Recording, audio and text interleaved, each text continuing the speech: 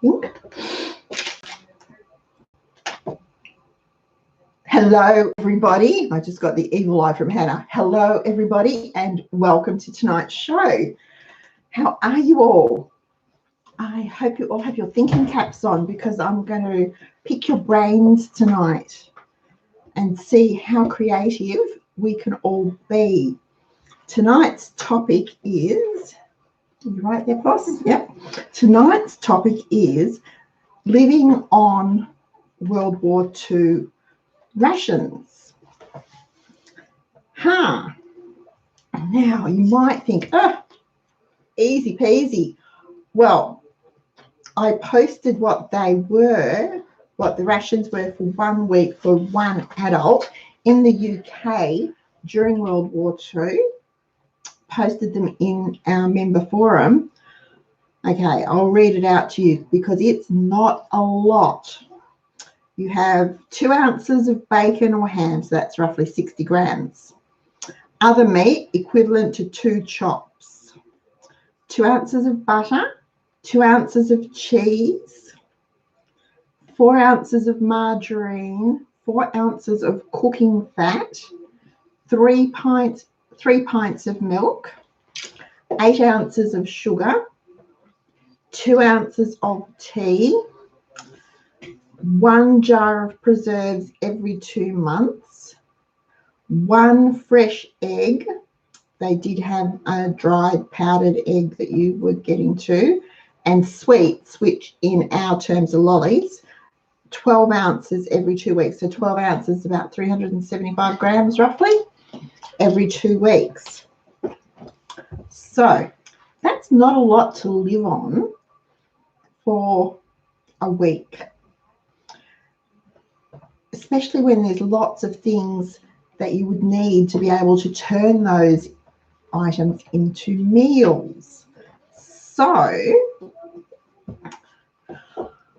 the challenge is, what would we do if that was our ration for the week? What would we do? I know what we would be doing, pretty much. Oops, there goes my nose and I'm not supposed to touch it. We would be planting more in our gardens.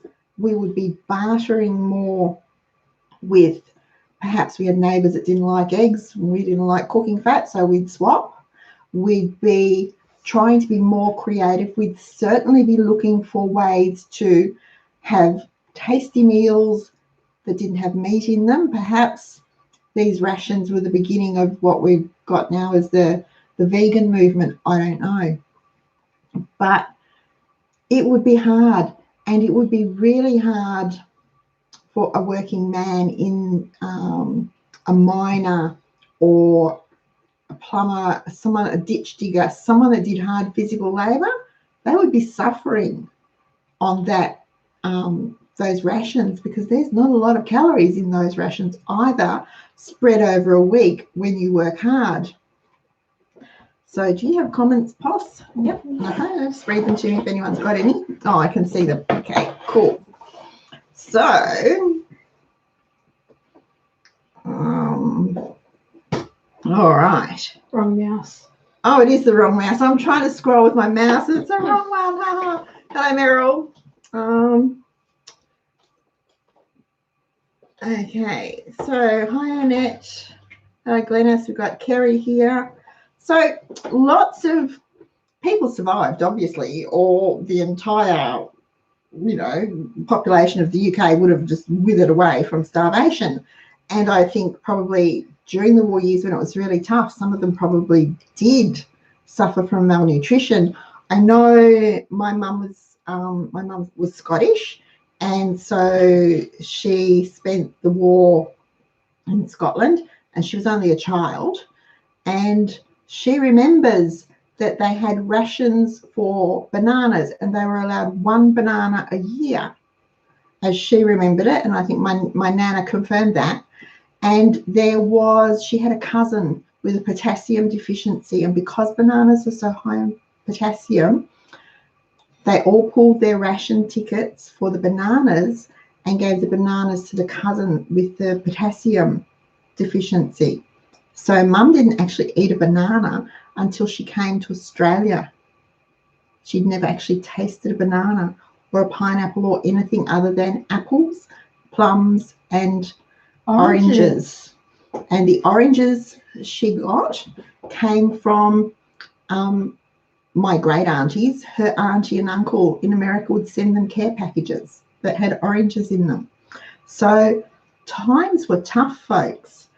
But in saying that, my granddad had a huge garden. He grew a lot of what they ate. So I remember Mum saying that Granddad grew prize-winning onions. It just boggles my mind that an onion would win a prize at the local show or whatever, but he had prize-winning onions, and he would grow cabbages. He grew cauliflowers, beets and pumpkins, and, you know, pretty much whatever they could, that would self-seed because they didn't have money to buy the seeds. So pumpkins, they'd save the seeds. The onions, they'd let a few go to seed and shake them off, things like that. So they worked really hard to boost their rations. They had things, there was a program called Dig for Victory, which encouraged everyone to have a victory garden, which was pretty much a vegetable garden that would feed them and help the war effort. So in theory, they had enough to feed themselves and donate to the war effort, and those veggies would have gone to the soldiers, sailors, airmen that were fighting. I don't know how good that was. I don't know how reliable it was, but I remember Mum telling stories about people that had beautiful rose gardens and beautiful flower beds, and they just dug them up and planted vegetables. So it took a long time after the war. Well, they still had rationing into the 1950s, but it took a long time after the war for them to actually start growing their roses and hydrangeas and all the beautiful flowers again. So what do we got here? Hello, Pamela. Okay. Alrighty. Hello, Joy. Hi, Barb and Julia. Don't worry about being late. Now, Penguin Team. My husband's grandparents would either have cream on scones or butter. They never had both because of the rations. Yep. An allotment and grew apples. Yeah. I think their fruit was fairly limited in varieties. Certainly not what we would have today. So,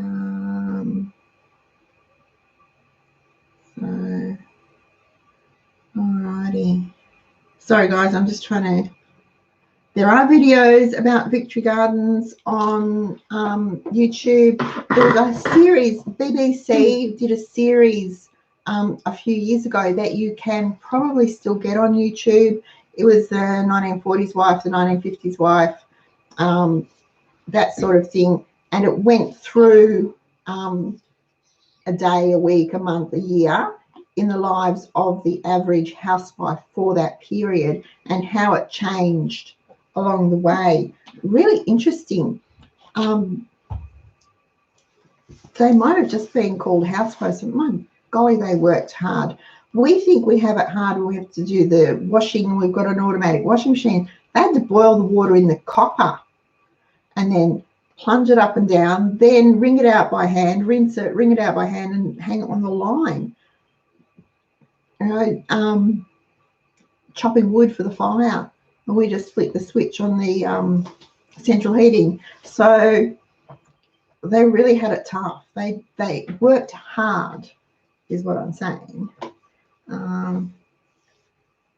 Oh, Joy's grandparents got blackberries, and Joy's saying, if you can see her comment, that her grandparents picked blackberries off the common.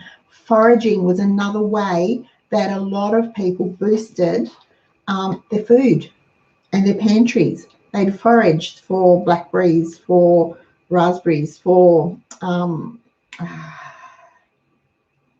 it's gone. Anyway, they did a lot of foraging. They would pick crab apples, and crab apples are awful to eat, but they make great jelly. And they'd find wild crab apple trees and pick the crab apples to make the crab apple jelly. They became very creative with things like special occasion dinners. So, you know, if they needed a birthday cake, they only had 8 ounces of sugar per person, per adult, per week, which might sound like a lot in today's speak, but when they didn't have a lot of convenience foods and products, in fact, they didn't have any convenience products around, it wasn't a lot because everything had to be made from scratch. So while there was a lot of things that weren't rationed, pretty much the basics were, and they had to be really careful and stretch them. I know there's a recipe floating around for a wartime sponge cake that only uses 1 egg. It's really hard to imagine a sponge cake, a proper sponge that only uses 1 egg. It was all they had. So if they wanted more, they had to have hens or chickens. And I know my grandparents kept chickens, some for eggs and some for meat. So that worked for them. But they lived in the city, so they were pretty limited in what they could do. But today, in 2020, with that list and knowing that we've got pretty good access to most things, do you think you'd be able to feed your family, or your adults anyway, on that for a week? So it's made me stop and think, because people say that the $300 a month food challenge can't be done. Yes, it can. And they say they can't cut their grocery bill. Well, yeah, you can. So you just need to put a little effort into it and do a little bit of thinking. Now, 2 ounces of bacon or ham is enough to do a pie. It's enough to do a stew. You could do potatoes and bacon and an onion, because you'll grow the potatoes and grow the onions. You'll fry off the bacon so that you'll have the fat in the pan. Take the meat out, fry up your onions and your potato in that fat, put it back in, toss it around. That's not a bad meal. In fact, if I served that out to my husband, he would think that was delicious and love it. And it would be nice. It would taste great. So that's a meal. Now, that 2 ounces is only 1 adult's portion. If there's, in our house, there's 5, so we'd be quite well off, because we'd have 10 ounces of bacon that I would be able to play with through the week. If it's only 2 of you, you've got another 2 ounces for another meal. Butter, you'd save for special occasions. With the milk, you'd be skimming the cream off the top and using that for something else. Tea would be the hard one. I think 2 ounces of tea isn't a lot of tea. You'd be drinking pretty weak tea over and over and over. And I noticed there's no coffee on that list. So during the war, perhaps coffee drinking wasn't quite as popular, or coffee may not have been rationed as it may have been. Then we've got cooking fat. So we've got a lot of different types of fats there. You've got butter, you've got margarine, and you've got cooking fat. Now, when they cooked their other meat, which would be to the equivalent of 2 chops, they would have gone into the fry pan, and that fat off that meat would have been kept and used. Now, it would have been used for frying, it would have been used for flavouring, it would have been used to roast the vegetables, the potatoes, the turnips, the parsnips, the carrots, whatever they grow in their garden. It would have been used and drained and used and drained until there was none left.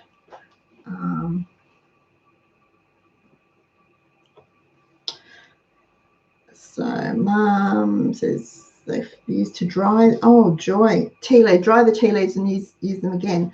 So we've had some tips come into our tip store over the years of drying tea bags and reusing them. And my mother used to dip her tea bag, make a tea. She would take that tea bag out. She had a little dish that it went into, and she would use that tea bag, same tea bag, all day. She'd just let it brew a bit longer for each subsequent cup of tea. So you would, but the tea leaves then would be used once you couldn't get any more colour out of them. They would be used for other things. Now, tea leaves are a good cleaner. They used to use them for carpet cleaning. Dry tea leaves, sprinkle them over their carpet, brush them in, and then carpet sweep them out or straw broom them out or shake them if they were rugs. And then they would go into the compost. Nothing was wasted. So, yeah, I'm thinking the milk, 3 pints of milk. I'm trying to figure out 3 pints of milk's about 18, what is it, milk? Yeah, about 1.8 litres. That would have been plenty for us today. But back then, no, because we would have had to use it for other things, because you would use the milk in your tea or coffee, but it would have to be used to make the gravies, the sauces and things, the custards and things as well. So you would be watching milk. And if you had small children, you would be saving your milk for them probably. 2 ounces of cheese isn't much. 60 grams of cheese, maybe a handful, not much at all. In fact, probably, I don't know, if you get 12, how many slices of cheese do you get in a 500 gram pack, which is 24. 16 ounces, you get 24. So yeah, so it's about a slice of cheese. Does that sound about right? Yeah, roughly 2 slices of cheese if you buy your sliced cheese today. So they had to be careful. And we do these things and we spend a lot without thinking, and we waste a lot. And if we looked at that and what we have in our cupboards, our pantries, our fridge, our freezer, whatever, and then what's in our bin or in our compost bin, it's really mind-boggling just how extravagant and wasteful we are. And even when we don't think we are, it turns out we really, really can be. Now, let's see. I might need some help here because I can't read it. Beryl brings up a really good point about portion size, because, yeah, portions were much smaller than what we are used to today. I harp on about portion control all the time. Piece of meat is the size of the palm of your hand. So 3 to 4 ounces, that's a serve of meat, of red meat, of chicken, of pork. Chicken can actually be a bit bigger, can be 5 to 6 ounces. Fish can be 5 to 6 ounces, but that's not a huge piece. And we go and we see steak, for instance, laid out at the butcher's, and we'll buy steak. Now, when we get steak, I usually buy rump steak or a Scotch fillet. If I buy rump steak, I always cut it into at least 3 pieces, at least 3, sometimes 4. If it's really big, 5 pieces from the one slice. We don't need to eat that much. So, yeah, their portion sizes were much smaller. Their dinner plates were much smaller. Much, much smaller than what we have now. And that's another reason I say, if you've got big plates, you put your food in the centre, not right to the outside rim, but just in the centre, and fill it up. Leave that border around your plate.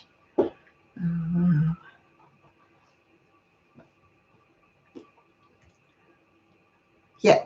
Now, Meryl and Joy have brought up about coffee.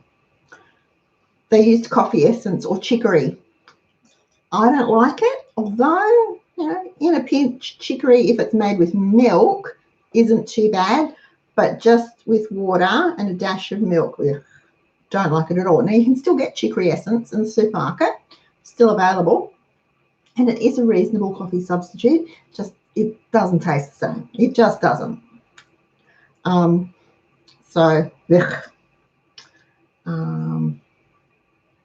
Patricia A says the English mostly drank mock coffee during World War II. Patricia, can you tell us how that was made? Mock coffee sounds really interesting, because, you know, I like mock things, mock KFC and mock whatever, mock McDonald's burger sauce and all that sort of thing.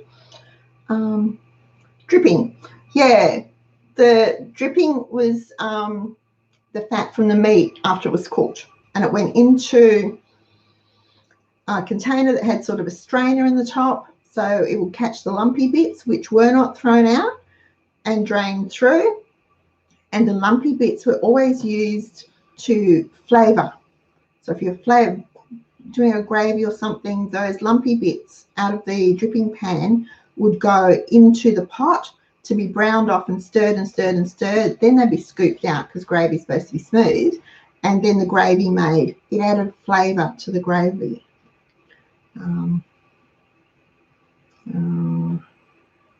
Yorkshire puddings. Oh, you guys are brilliant. Diana's raised a really interesting point here in saying that chicken was for special occasions when she was young. Well, so we must be young around the same time, because I remember chicken was roast chicken. It was a roast chicken dinner. We didn't have chicken fillets and palmers, schnitzels, tenders, nuggets, all that sort of stuff. It was the whole chicken. It was seasoned and stuffed and roasted, and we had it for Sunday dinner. That was if we had, and Mum kept the frame for chicken soup, which was how I learned to make chicken soup, and that's how Hannah's learned to make chicken soup. But it wasn't the way we eat chicken now. It was probably a once a week or once a fortnight dish, and for us it probably wasn't even that often, because we had to wait till the chickens stopped laying, till they could have their heads chopped off, and then we got to eat them. So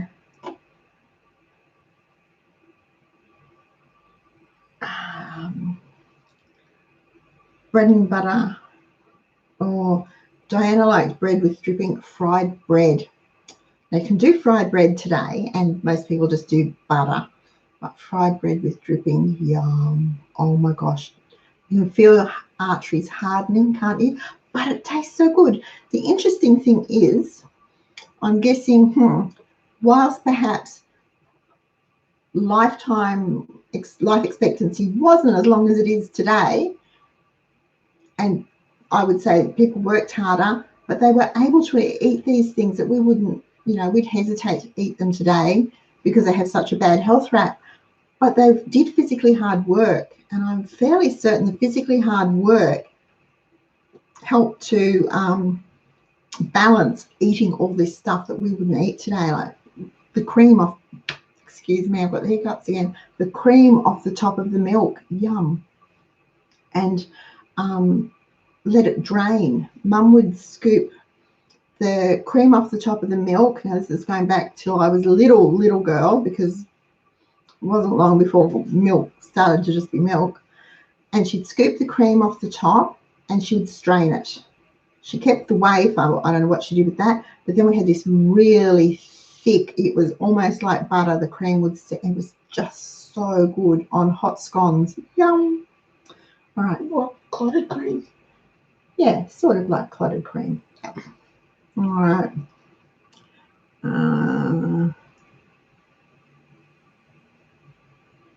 Roast on Sunday, cold on Monday, curry on Tuesday. Yes, Joy, we should be able to look up that poem. If I find it, I'll post it for you. But I remember that poem too. It's a bit like wash on Monday, iron on Tuesday, wash on Monday, mend on Tuesday, iron on Wednesday, that sort of thing. The days of the weeks had purpose, didn't they? Lamb shanks, ham hocks, made soup. But in those days, they were sort of, lamb shanks, they were almost poor people's meat. And now they're like $8 each. So it's interesting the way our taste or our perception of what's good has changed. I remember my father would not eat pumpkin. Flatly refused. Didn't matter whether it was steamed, mashed, roasted, just in scones, would not eat pumpkin because when he was growing up, that's what they fed the cows. And so pumpkin in my dad's mind was cow food. Now, I love pumpkin. I will eat it steamed, mashed, roasted, in scones. The only thing I don't like is pumpkin pie. Ugh, it's just not me. But interesting how our perception of food and how we decide we like it has changed over 80 years. Wow, 80 years. Wow, that's a long time, isn't it? I was just talking about it like it happened the other day. All right. Thank you, Meryl. Meryl found it. It's roast on Sunday, cold on Monday, chopped on Tuesday, pie on Wednesday. Beautiful. Because you didn't waste anything. Nothing was wasted. So these days we have our roast, and I make mine stretch. So we have chicken dinner, then I put some away for chicken fried rice or sweet and sour or something like that. Then there's usually another meal of it put away, and then the frame is used to make stock, and the stock is used to make soup or to cook rice or pasta or whatever, so that nothing is wasted. And then I compost the frame, so nothing's wasted. I do that with chicken. I do it with lamb too. So we get 2 or 3 roast dinners out of a leg of lamb, depending on how big it is. And then all the little bits, the little, I call them chippings. I don't know what the name, just the little bits that are left get scraped up. Now they'll go into a French shepherd's pie, or they'll go into a sweet lamb curry. And then the bones go into the stock pot to make soup. And I personally think lamb bones make the best soup, but we don't waste those things. So maybe if I'd had a leg of lamb, if I was in 1940s Britain with a leg of lamb, I might have been able to feed the family for the week. We would have been sick of lamb, but we were eating. So it's interesting. Now, let me see. Yeah, Beryl, my father hated pumpkin with a vengeance. I think because too, they had to grow them to be able to feed them to the cow. And luckily they only had the one house cow. I hate to think if he'd had more, because he would have just curled up his toes, I think. Right, can't read. Chooks. Yes, chooks. Chooks were good. Now, if you're on a farm, you were perceived to be slightly better off because you had a bit more space, so you could grow a few more veg, have a few more chooks, maybe have a cow or 2 for your own. But a lot of work went into raising food for the war effort. You still had your rations, you still had to stick to the letter of the law, and it was hard work. Now, there's a really good book written by an English journalist, and it was only written in the last couple of years, and she actually took ration books and went through them and followed up the history of the stories of the people that they belonged to. It was really fascinating reading, and if I can find it and remember the name of it, I'll post it for you. It's a really good book. Yes, Kerry, Land Girls. Oh my gosh, I forgot about Land Girls. I binge watched it a couple of years ago. Interesting. So, alrighty. Now, Hannah's, alright, is that me? Alrighty. So, what I really need to know is, though, you've given me some ideas. Do you really think in 2020, if they were the rations you had for food, with what you have in your pantry now and your garden now, would you be able to feed your family for the week? Would it be enough? Would you survive on the 8 ounces of sugar per adult, the 2 ounces of tea, for us 5 eggs? Gosh, 5 eggs. I use dozens of eggs every week. We are big on eggs. We would have to have a lot of hens. Or would you use some of this bartering to get other things that you want and need? How would you go with the milk? Would you have enough milk to survive the week? because you would probably be having oats for your breakfast, because oats or wheat, I think they had Wheat Bix during the war, if I remember vaguely, but not a great semolina, something like that. Semolina for breakfast is really good, folks. Coming into winter, really nice. You would do something like that for your breakfast, mainly because it was thick and heavy, so it kept your tummy full. It did give quite a bit of energy to you, and it was cheap and warm. So, wrong thing. Nope, I'm over here. Well done. Lots of black market going on. Yes, there was.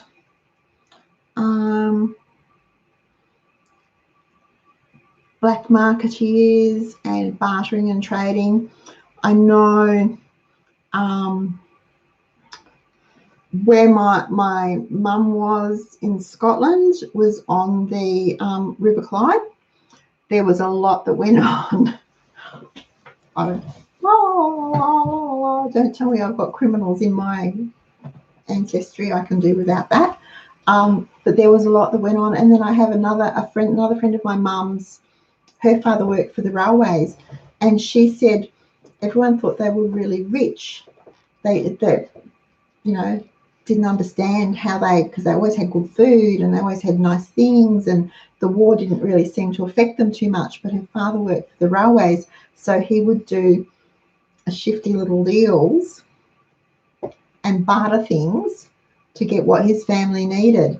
So I'm guessing quite a lot of that went on. I don't really know. It would be. Yes. Corn flour and vinegar are a really good egg substitute if you're egg free. And I think the corn flour and vinegar would have been better than the powdered egg, because even today powdered egg's nasty too. Ugh. It's all right in baking, I suppose, but it certainly isn't good for. They say you can make scrambled eggs with it, but don't. It's just nasty. All right. The vinegar would act as a preservative too. Bread was hard to come by. To buy bread was hard to come by, and when you did get it, the bread that was available during the war was quite dense, very heavy,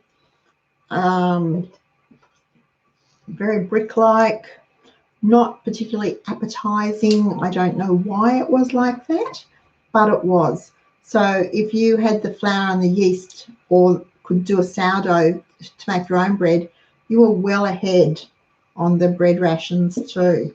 And I think at one stage it was rationed down to 4 slices a week or something ridiculous, or half a loaf or something daft. Parrots to feed the big family. Yep. Wow. It was tough. American soldiers, yes. So I'm thinking, I know that rationing wasn't as hard here in Australia as it was in the UK. It wasn't as hard in the UK as it was in the rest of Europe. I don't know what it was like in America and Canada during the war in terms of rationing. That's not something I've ever actually looked at. I've always, I guess, following my ancestry, gone to the UK for it to see what it is and what was happening here. Thank you, Tanya. So your 1 egg, you would save it, I would guess, to do something with. Sugar, again, if you could find some fruit, if you were to pick up a handful of plums or whatever, you would have sugar to make your own preserves, because 1 pound is just 1 jar. It's just a jar of jam, just a normal jar of jam. It's about 500 grams, about a pound, a bit over a pound, to last 2 months. That's not a lot. When that's your only spread, that's not a lot. So you would be looking for ways to stretch what you have, but to make more. And like I said, foraging was really big. Hunting for rabbits, the odd, depending on where you live, the odd bit of venison might have turned up. But rabbits were really popular, and I know loads of recipes for rabbit stew and rabbit pie and hare pie. So they were really creative and really clever. A lot of bread puddings and bread rissoles. I think my original bread fritters, which is in the recipe file, that uses the crusts of bread, was a wartime recipe from my grandma. So it was out of her book, into Mum's book, into my book. Now, I like the bread fritters. The kids aren't real keen on them, but I like them. They're good with gravy.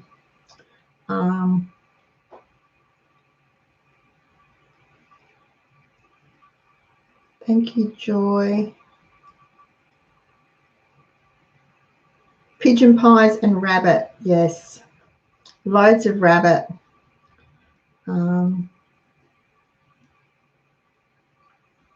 Okay, so, yep.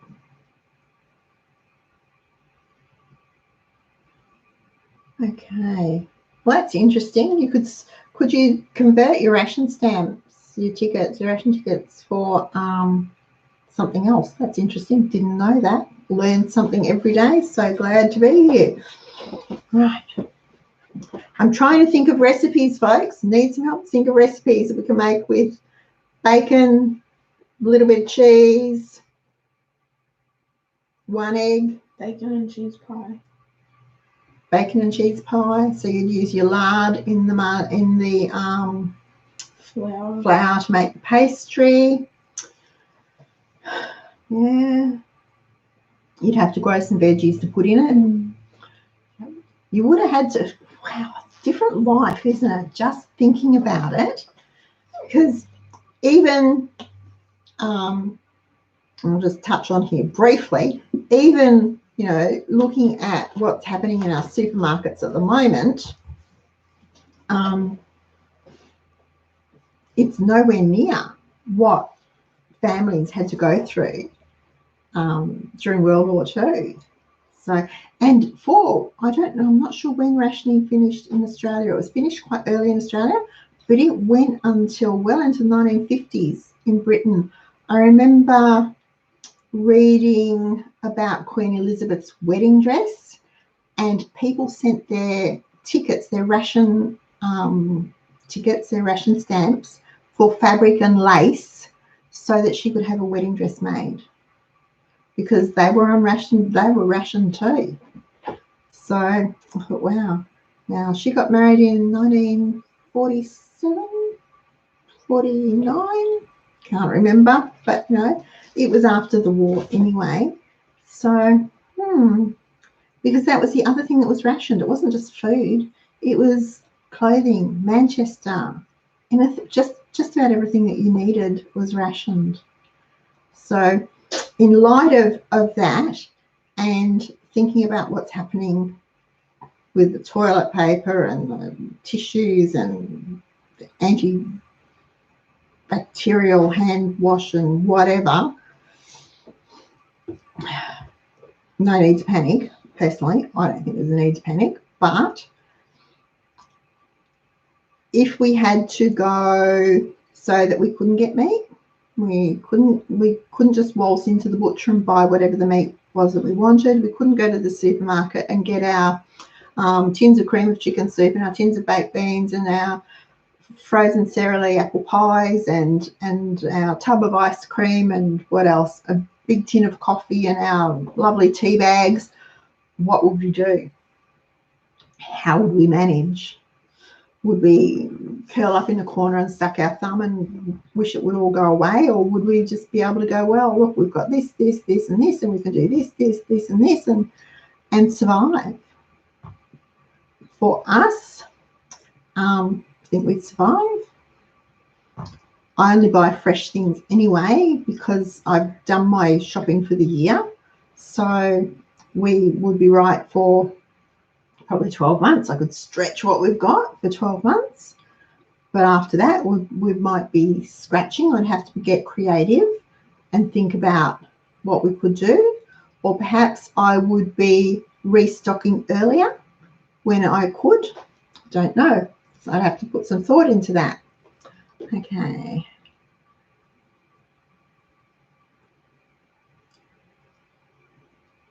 Oh, yum. So Tanya says milk slops. Doesn't sound very appetizing, but it sounds really good once you've done it, once you've talked about it. It was a breakfast, and it was just bread soaked in warm milk with sugar on it. So the bread would go like a pudding. Would be yum. Wouldn't mind that at all. Thank you, Diana, 1947.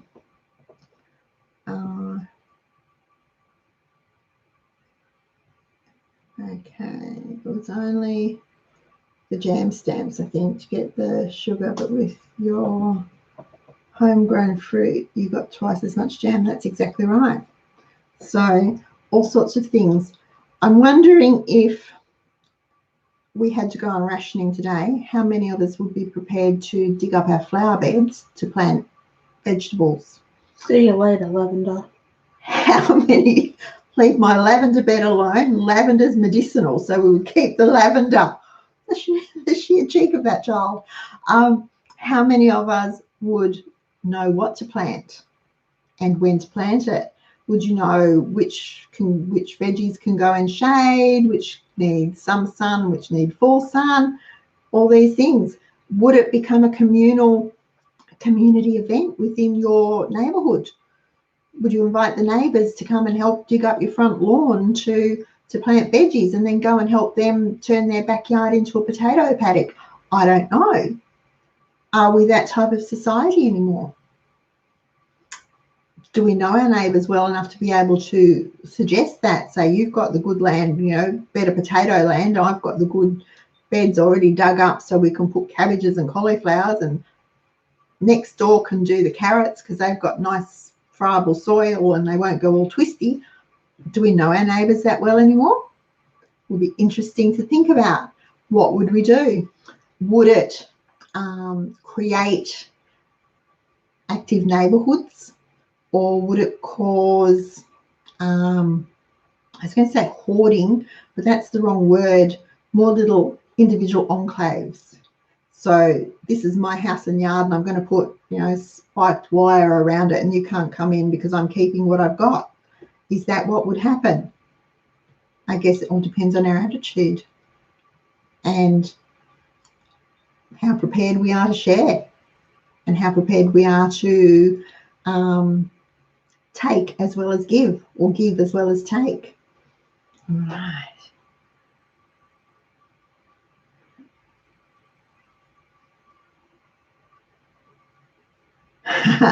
Well, you could always, Kerry would, I like to dig up her front yard, but she's worried about it being stolen. I think I've told you, we have our apple tree, and next door has beautiful mandarin and orange trees, and then the other side of them has this magnificent plum tree, and they, for whatever reason, they just all seem to be full of fruit at once.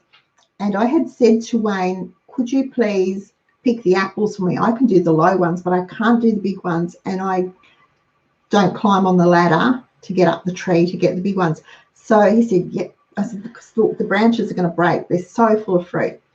He said, I'll do it in the morning. He set the alarm. He got up at 6 o'clock in the morning because we had other things to do. He got up at 6 o'clock in the morning, staggered out. I heard him clumping around, staggered out. He wasn't gone more than 3 minutes. Came back in, and well, what's wrong? He said, there's no apples left. Don't be ridiculous. So we went outside. Someone had stripped our apple tree overnight. Like stripped it. They didn't even leave us one. And it wasn't the birds, because when the birds get to them, they take a bit out of them and leave them on the tree, or they peck, peck, peck and let them drop on the ground. So I was talking to our neighbour, and she went, same thing. She went out to get one lemon off her lemon tree, mandarin tree, stripped bare. And the neighbour on the other side had all their plums stolen. So in one night, someone, I hope they really needed that fruit. Hope they got heartburn from it, really, is what I hope. Because honestly, if they knocked on the door and said, can I have some apples, I would have gladly given them to them, because we had so many. I had visions of me spending weeks drying and stewing and freezing apples. Never mind. So perhaps that would happen. Perhaps that would happen if we were rationed. Don't know. But again, if someone knocked on the door and said, I'm starving and I don't have any food for my family, I wouldn't turn them away. Beryl says she hopes they got a bellyache. Yeah, they might have sold it at a market, Joy. I don't know. So, strings of cans in the tree. Oh no, because Patricia, that would drive me back and keep the birds away, but they'd still come. The other day we had galahs. Now, usually we get cockies and parrots, and we've had doves this year too. But the other day we had galahs. We had 3 pairs of galahs, 6 in the tree, and I didn't want to shoo them away because they were so pretty. Now, we don't, I've not seen galahs in our apple tree before. I know they're in the bush behind us, but I've not actually seen them in the apple tree. Oh, they were just beautiful. And they weren't at all, I walked out the front door and they weren't at all scared. They were quite tame in terms of not worrying about me being able to get to them. They obviously knew that they were up high enough that I couldn't do anything to them. So, yeah, they were just gorgeous. So those birds would drive me nuts with the tins banging all day. Rottweilers. No, that's like after whoever the mean person was that tried to break into our car, I said to Wayne, I think we should make it like the electric fence. Can we do something like the electric fence, but make it on the car? So when we turn the car off, we get out, we can flick a switch and it will electrify it. So anyone comes along and tries to steal it, they'll get a shock. And he thought that would be highly illegal. I thought it had served them right. But anyway, sorry, that's totally off topic. But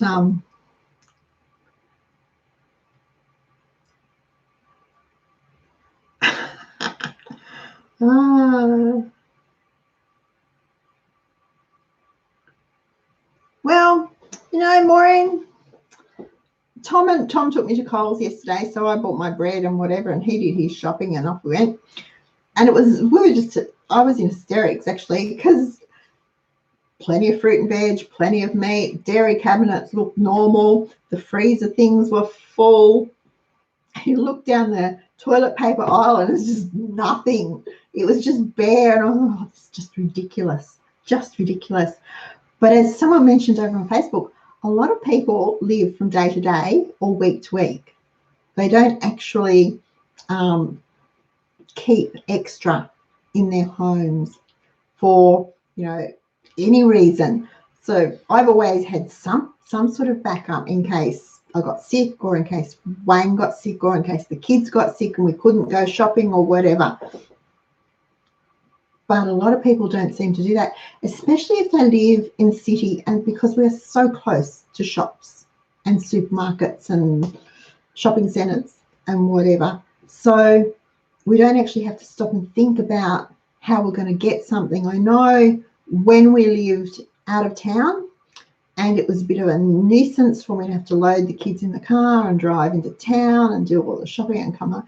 It was a once a month thing, which is, you know, I loved, because it just meant one day in town, did everything, came home, didn't have to worry about it again. But I had to be on the ball and know that I wasn't going back for another month. So to make sure I had 4 packets of Wheat Bix and, you know, enough milk to put in the freezer, enough bread to put in the freezer. I had to have enough to last us that month. So that was sort of the start of my stockpiling addiction. I had to have enough to get us to the next thing. I couldn't go back now to just having enough in the house for one or 2 days or 1 week or 1 fortnight.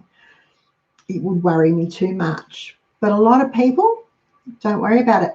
And I think perhaps if they're migrants and they have come from other cultures where that's the norm, they go to the markets and they do their shopping on the way home from work each day and just buy enough for whatever they need for that day, that dinner and perhaps breakfast, lunch the next day, then that's what they're used to.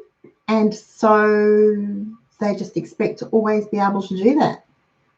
I read a funny thing on, I think it was Cheapskates Chatter, where someone posted a photo about the empty shelves.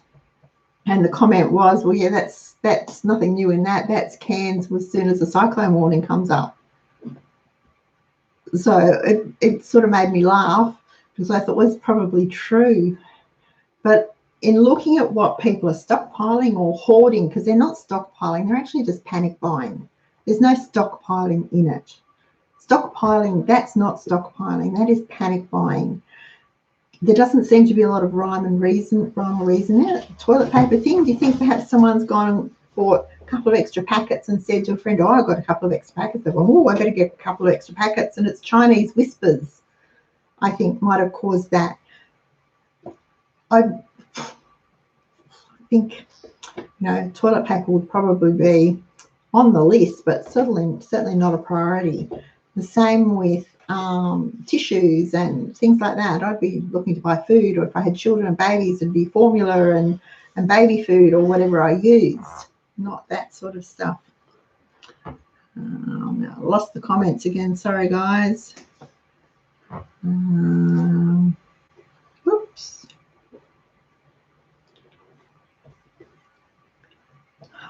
Oh, geese, barrel geese are mean. They hiss at you. I don't like geese. I don't even like goose eggs. Mum used to make, if she could get goose eggs for her fruitcakes, that's what she used.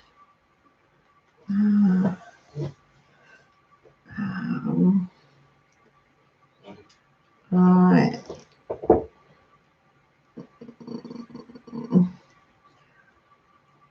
No flour, toilet paper, rice, pasta or sauce. I'm thinking that perhaps a lot of people are not thinking about what they're buying and how they're going to use it. I heard on it was on ABC radio this morning that people are buying huge amounts of oats. I have no problem with that. I buy 20 kilos at a time, but I use them. I'm wondering how many people have bought a lot of oats, bought a lot of rice, bought a lot of pasta, thinking that's going to feed them, but they don't really know how to use it, how to make it feed them. They don't know how to do quick rice patties or cream cheese patties. They don't know how to do a baked rice custard or a rice pudding or even a creamed rice. They don't know how to do a good fried rice. With oats, they know how to make porridge, but what else do you do with it? Because I use oats to stretch meat, but I have a really good risole patty type recipe that is just oats, ground up oats with onion and herbs and egg, some squashed up breadcrumbs, and it's really nice. It's sort of like a fritter, and it's really nice, and they go really well with gravy. So I'm wondering if they know how to use the oats, or if they've just thought on those prepper shows they've always got big barrels of oats, so we'll get some oats. I don't know. I'm wondering, with the toilet paper, my first comment was, well, the toilet paper is not going to go off, it'll get used. But if people that aren't used to buying in bulk, who aren't used to cooking from scratch, buy these things, I'm wondering how much money is going to be wasted. That's a concern. And I'm wondering if they had the cash to do it or if they put it on credit. That's the other concern. It's a bit sad. It's a bit the same with buying bottled water. I don't see the sense in it. ever in buying bottled water, but buying slabs of bottled water in Melbourne at the moment doesn't make sense.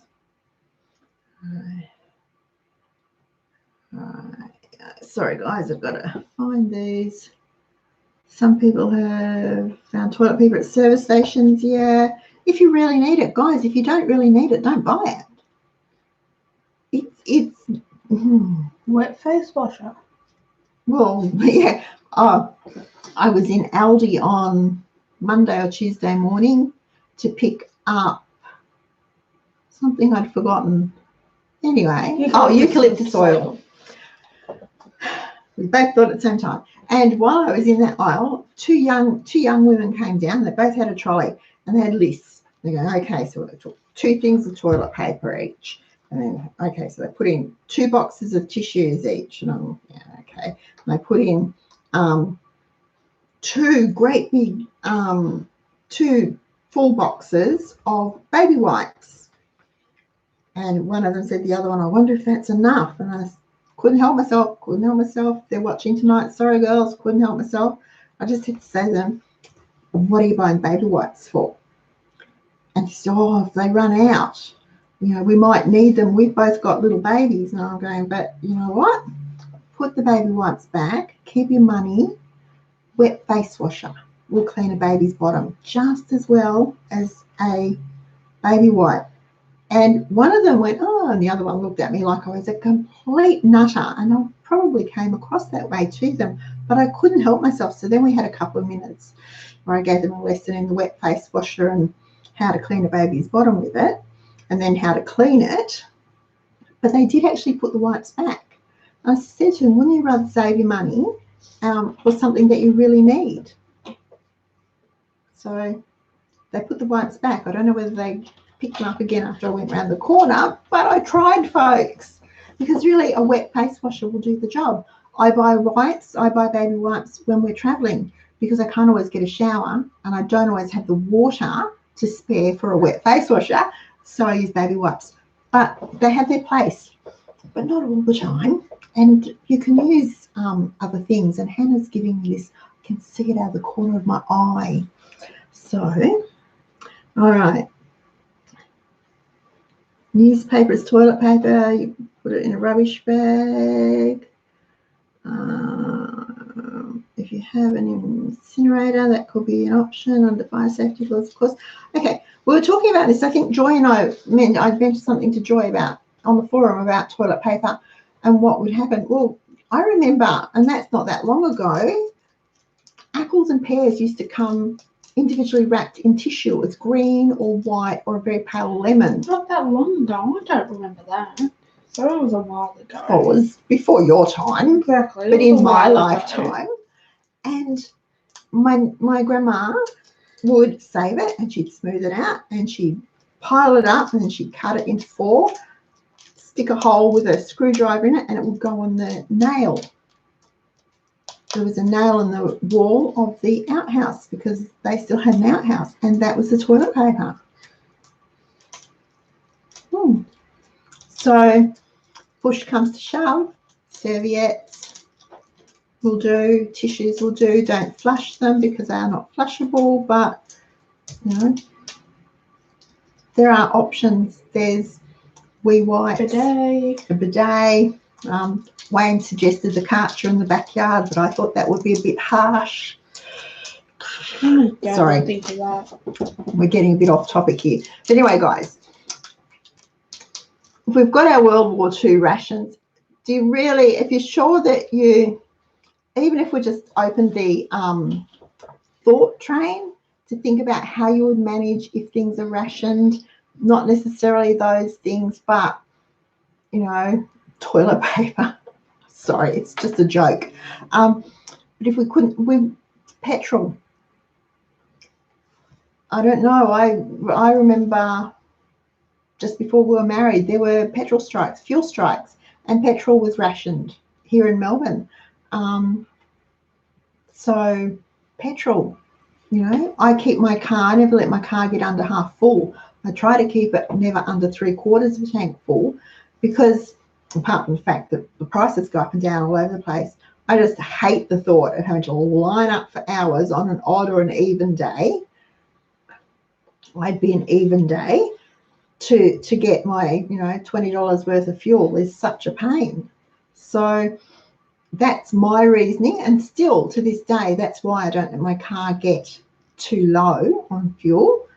But other things, if they ran short, and it's not necessarily due to a pandemic, it could be from bushfires, it could be from floods, it could be from an earthquake, a cyclone, whatever, because we all live in different areas of the country and in fact the world. So different things could happen to upset our supply chain.